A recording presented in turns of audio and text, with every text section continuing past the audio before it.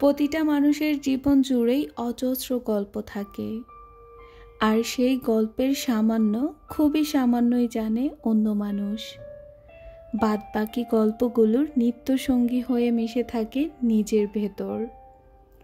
মন খারাপের কোনো একলা দুপুরে কিংবা নিঃসঙ্গ গভীর রাতে সেই গল্পগুলো হঠাৎ ঘুম ভাঙিয়ে দেয়। মানুষগুলো সেই গল্পের সাথে নিজের হিসাব মেলায়, কিন্তু সেই হিসাব কখনোই মেলে না। মানুষ তার দুঃসময়ের গল্পগুলো কেন জানি উপভোগ করতে একটু বেশি ভালোবাসে।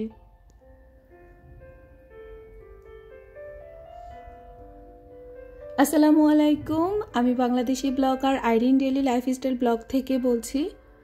যে যেখান থেকে আমার আজকের ভিডিওটি দেখছেন, আশা করছি আল্লাহর রহমতে সকলেই ভালো আছে। আমরা আলহামদুলিল্লাহ ভালো আছি। চলে এলাম আবারও আপনাদের মাঝে নতুন একটি ভিডিও নিয়ে। আশা করছি আমার আজকের ভিডিওটি আপনাদের কাছে ভালো লাগবে, তাই পুরো ভিডিওটি না টেনে দেখে যাওয়ার জন্য অনুরোধ করছি প্লিজ। তো এখানে আজকে সকালে কিন্তু অনেক বাজার করা হয়েছে, প্রায় ৮-৯ কেজির মতো মাছ কেনা হয়েছে, আর তার সাথে মুরগি। তো সব মিলিয়ে আজকে বাসায় অনেক কাজ। তবে এই কাজগুলো দেখা যায় যে আমার খুব একটা করা হয়নি। আজকে তো বাসায় মাছ কাটতে কাটতে মা ছেলে দুইজনে মিলে একদম কি বলবো একাকার হয়ে গেছে। আমি তো আর কাটাকাটিতে এখন বসতে পারি না, তো তাই আমি একটু ধোয়াতে হেল্প করছিলাম। যদিও অনেক ঠান্ডা, তো এই ঠান্ডার মধ্যে মা বলছে যে আমাকে কিছুই করতে হবে না। তাও খারাপ লাগছিল, ওনারা দুজনে মিলে এত এত মাছ কাটাকাটি করছে। আর আজকে এতটাই ভাগ্য খারাপ ছিল যে কোনো মাছই কেটে আনতে পারিনি। সবগুলো মাছ বাসায় আনার পর কাটতে হয়েছে। তো বুঝতেই পারছেন, এত মাছ দুজনে মিলে কাটাটা কিন্তু অনেক কষ্টের। বিশেষ করে মায়ের জন্য তো আজকে অনেক কষ্টের একটা দিন ছিল আমার কাছে যেটা মনে হয়।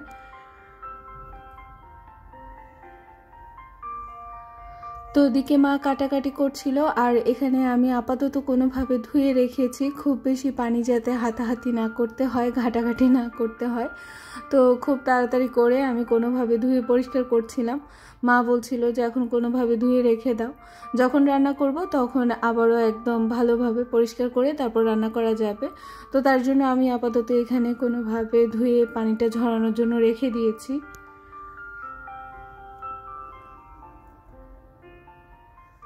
ঠান্ডা গরমে পড়ে দেখা যায় যে গলার অবস্থা একদম খারাপ হয়ে যাচ্ছে, কখনো গলা বসে যাচ্ছে, কখনো আবার তো পরিষ্কার হচ্ছে, এই একটা অবস্থা। তো যেহেতু বাসায় আজকে অনেক কাজ, তাই ভাবলাম যে রান্নাটা আমি একটু টুকটাক করে ফেলি।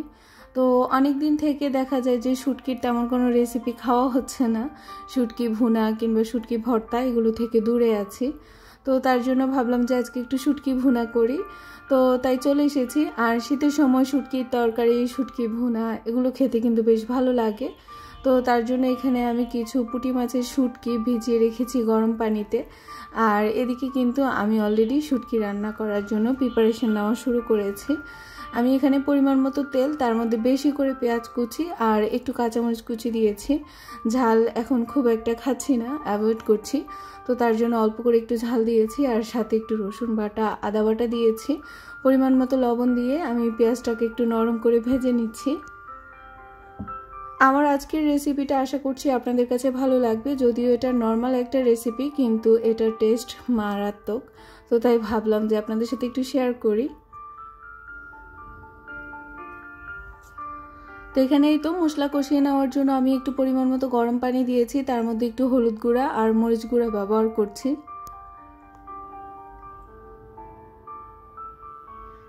বাসায় সবাই দেখা যায় যে কাটাকাটি কিংবা অন্য অন্য কাজে ব্যস্ত, আর আমি তাই ভাবলাম যে এ ফাঁকে নিজের পছন্দ মতো একটু রান্না করি।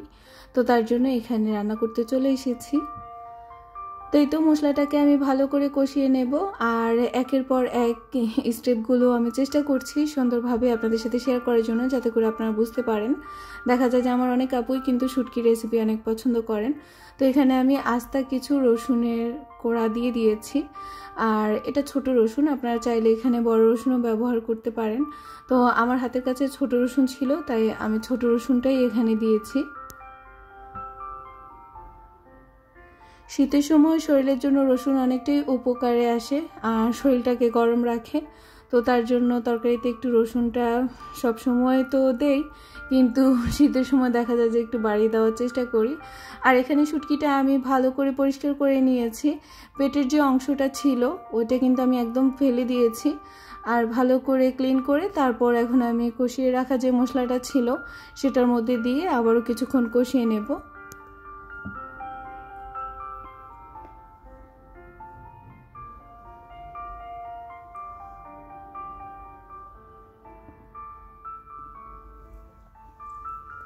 হঠাৎ করে মনে হলো বারান্দায় যেহেতু লেবু গাছ আছে, তো এখান থেকে কিছু লেবু পাতা নিয়ে যাই। শুটকিতে লেবু পাতা ব্যবহার করলে কিন্তু বেশ সুন্দর একটা স্মেল আসে, আর সেটা খুব ভালো লাগে। তো তাড়াতাড়ি করে আসলাম, এসে ভাবলাম যে 2-3টা লেবু পাতা নিয়ে যাই, এগুলো দেব, তাহলে দেখা যায় যে শুটকির যে একটা স্মেল আছে সেটা অনেকটাই চলে যাবে, আর এটা তো অন্যরকম একটা সুগন্ধ ছড়াবে। তো এখানে আমি ডিপ থেকে কিছুটা ধনেপাতা নিয়ে নিয়েছি, আর লেবু পাতাটাকে কুচি কুচি করে কেটে নিয়েছি, এতে করে এটা ভালোভাবে মিশে যাবে।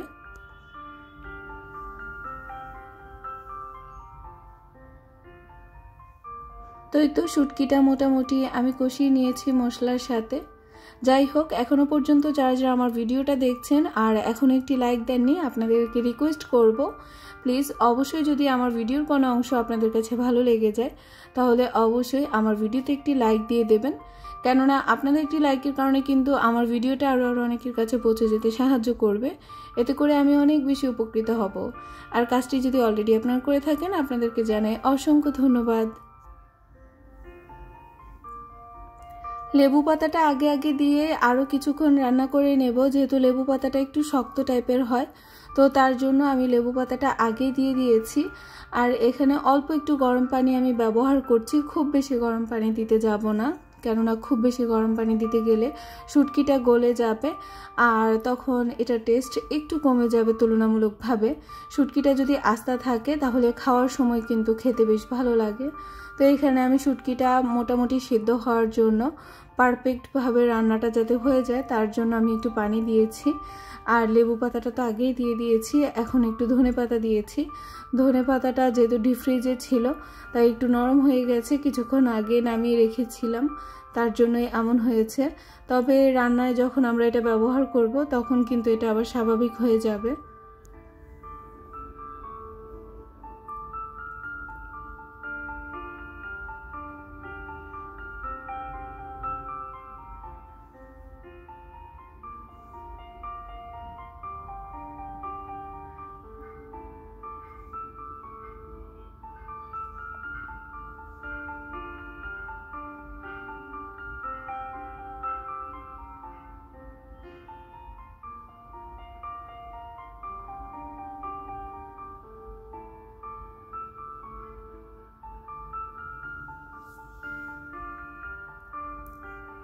তো এই তো শুটকিটাকে আমি এভাবে নাড়াচাড়া করে তারপর শুকিয়ে নেব।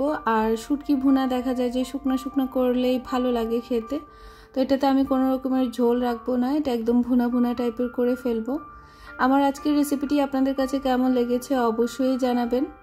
তো এই তো শর্টকাটভাবে কিন্তু শুটকি ভুনাটা হয়ে গেছে, আর এটা কিন্তু অনেক মজা হয়েছে। যারা শুটকি লাভার আছেন, শুটকির রেসিপি অনেক পছন্দ করেন, চাইলে আপনারা এই শীতের মধ্যে একবার হলেও ট্রাই করতে পারেন।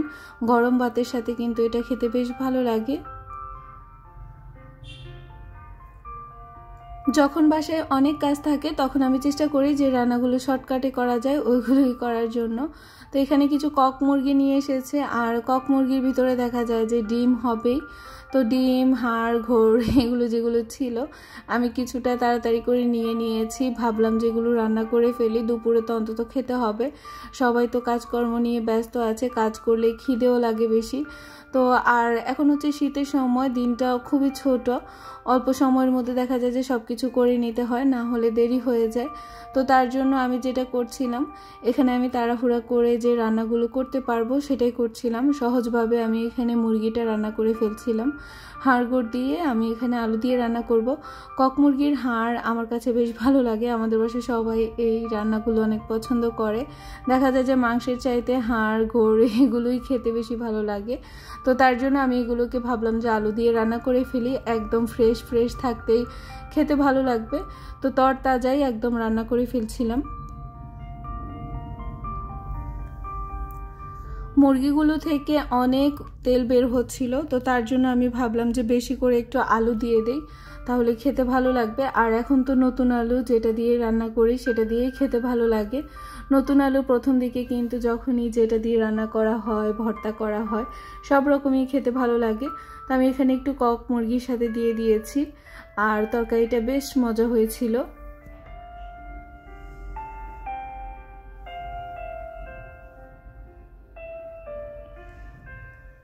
তো এই তো ভালো করে মশলার সাথে কষিয়ে নিয়েছি, আর দেখেই বুঝতে পারছেন কতটা তেল উঠেছে, এখনো কিন্তু অনেক তেল উঠছে।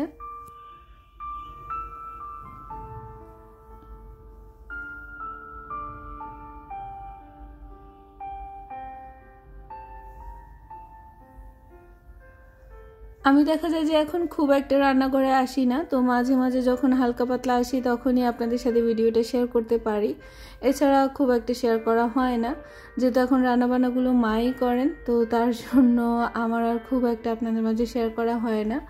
তো ফাঁকে ফাঁকে আসছি, তাই ভাবলাম যে আপনাদের সাথেও ভিডিওগুলো শেয়ার করি, তো সেটাই করছিলাম। এখানে এই তো আজকের জন্য নর্মাল রান্নাবান্না তাড়াহুড়া করে যতটুকু পেরেছি ততটুকুই করে নিয়েছি।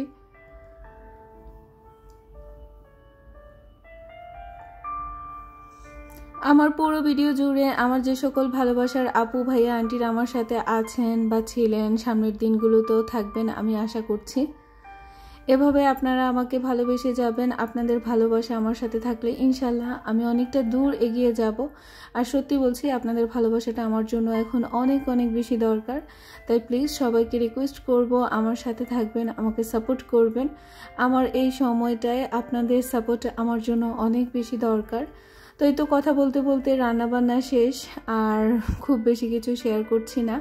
বেলা শেষে সূর্য ডুবে যাবে, আর এই সময় বারান্দায় এসে একটু দাঁড়িয়ে সোনালি রোদ উপভোগ করছিলাম। এখন তো ভালোই ঠান্ডা পড়ছে, তো ঠান্ডার জন্য সবারই দেখা যায় যে কম বেশি একটু প্রবলেম হবে। সবাই সাবধানে থাকবেন, বাচ্চাদেরকে সাবধানে রাখবেন। আমি একদম শেষ পর্যায়ে চলে এসেছি, আবারও দেখা হবে কোনো না কোনো ভিডিওতে। সে পর্যন্ত সবাই ভালো থাকুন, সুস্থ থাকুন। আল্লাহ হাফেজ, আসসালামু আলাইকুম।